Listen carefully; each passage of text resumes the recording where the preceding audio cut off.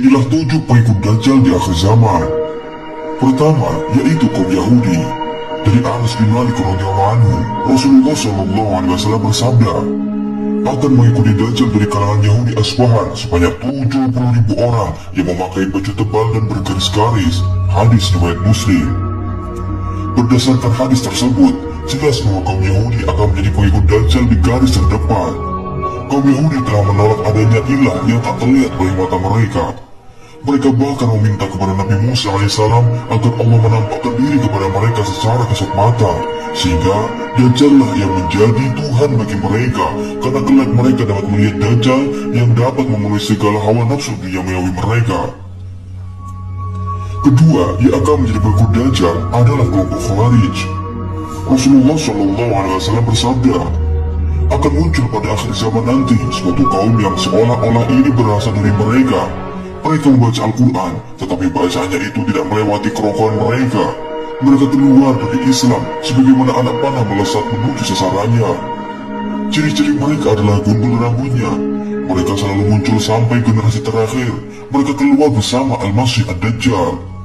Apabila kalian bertemu mereka, maka bunuhlah mereka, karena mereka itu seburuk-buruknya makhluk dan seburuk-buruknya tabiat. Hadis riwayat An-Nasa'i. Pengikut Dajjal ketiga, yaitu pelaku bid'ah dan kesesatan. Dari Hudzaifah, Rasulullah SAW bersabda, setiap umat memiliki kaum menyembah api Majusi, dan kaum Majusi umat ini adalah orang-orang yang mengatakan tidak ada takdir. Barang siapa yang mati di antara mereka, maka janganlah kalian menghadiri pemakaman jenazahnya. Barang siapa yang sakit di antara mereka, maka janganlah kalian menjenguknya. Mereka itu golongan sekte Dajjal. Allah pasti akan mempertemukan mereka dengan Dajjal.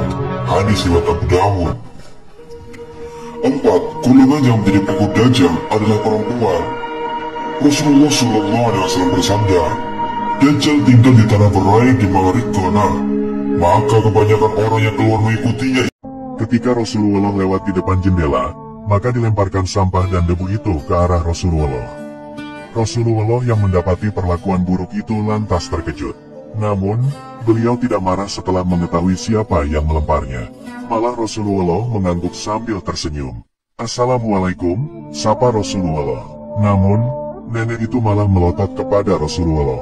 Enyahlah kau, kata si nenek. Keesokan harinya, Rasulullah lewat lagi di depan rumah si nenek. Masya Allah, ternyata si nenek sudah bersiap-siap lagi melempar Rasulullah dengan kotoran. Kali ini dia juga meludahi Rasulullah. Bagaimanakah sikap Nabi Muhammad? Lagi-lagi Rasulullah hanya tersenyum dan berusaha membersihkan pakaiannya. Si nenek menjadi tambah marah karena Rasulullah SAW tidak terpengaruh.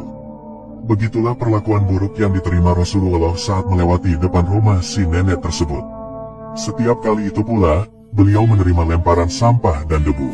Namun hebatnya, Rasulullah SAW tetap saja tidak marah. Selanjutnya, suatu kali Rasulullah SAW lewat lagi di depan rumah sang nenek. Tapi, kali ini berasa lain. Si nenek tidak kelihatan, padahal Rasulullah sudah bersiap-siap menyapanya.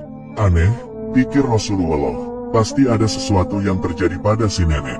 Rasulullah lalu mendatangi tetangga si nenek. Apakah engkau tahu apa yang terjadi dengan nenek di sebelah rumah ini?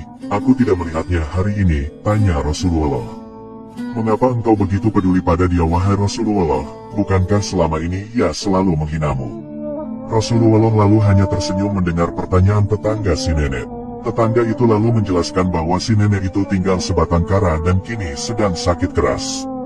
Maka, bergegaslah Nabi Muhammad menuju rumah si nenek yang sedang sakit. Di rumah itu, Rasulullah membantu memasak makanan, mengambilkan air dari sumur, dan membersihkan debu-debu di rumah. Si nenek heran melihat ada orang yang membantunya. Ia berusaha bangkit dari tempat tidurnya. Akhirnya, tahulah ia siapa sebenarnya yang membantunya. Begitu melihat wajah Rasulullah yang sangat tulus, si nenek lantas menitikkan air mata. Padahal, selama ini tidak ada yang mau merawat dirinya. Tetapi, justru orang yang selama ini dihinanya malah dengan penuh kasih sayang telah peduli dan mau merawatnya. Sungguh mulia hati orang ini, pikir si nenek. Setelah melihat akhlak luar biasa Nabi Muhammad, nenek tua renta itu pun lantas meminta maaf kepada Rasulullah. Ternyata, Besar sekali kemuliaan dan kebeningan hati Nabi Muhammad Shallallahu Alaihi Wasallam.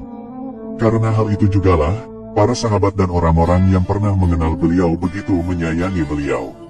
Bahkan saking cintanya kepada Nabi, ketika Nabi Muhammad wafat, orang segagas sahabat Umar bin Khattab sampai menangis terseduh-seduh. Akhirnya, si nenek yang selalu melempar sampah, debu, bahkan kotoran itu lalu memutuskan untuk masuk agama Islam. Ia lalu berubah drastis menjadi seorang muslimah yang taat di masa Rasulullah Shallallahu Alaihi Wasallam.